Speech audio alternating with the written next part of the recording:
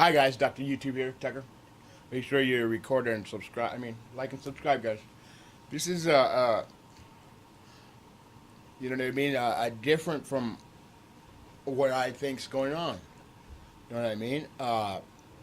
In Europe, all the stuff that's going on in Europe with immigration. I don't know if this is true or not. I see. They fled poverty and violence in East Africa and resettled in a strange, forbidding land. Oh, they're not in Lewiston, Maine. Many in town already. Well, they're Africans. They're not Saudi Arabians. And then they met them. Here's Don. My bad. I thought they were Saudi Arabian guys. Lunchtime at Lewiston High School. The hallways fill with a boisterous, diverse crowd of students. See the spindle fibers there? What's remarkable is this school used to be almost entirely white.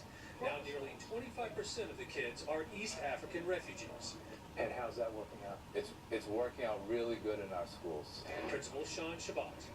You'll see kids interacting with all kinds of other kids. There isn't different groups of students. They're all one big school.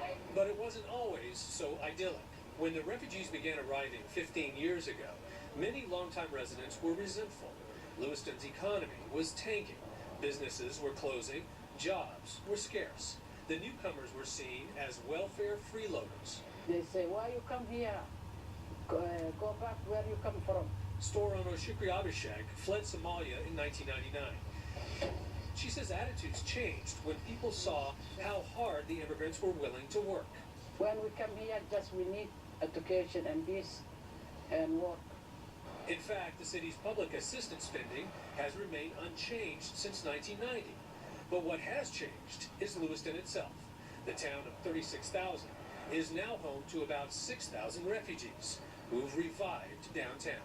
I believe we're better off having a community where Okay, so he just people trust one another. he replaced his community with a foreign country.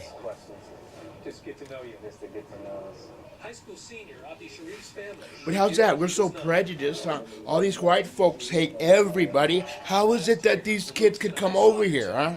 And be treated good? Because remember, we hate them all. We want to kill them all. All American white people hate everybody. Yet that you see them move them over here, right? 6 players on the varsity team. Yeah, America's different than you imagine. One of them were non-Native Americans. 4,500 people turned out for the championship game to cheer on their school, their community, their kids. Don Daly, CBS News, Lewiston, Maine. That's the overnight news for this Friday morning.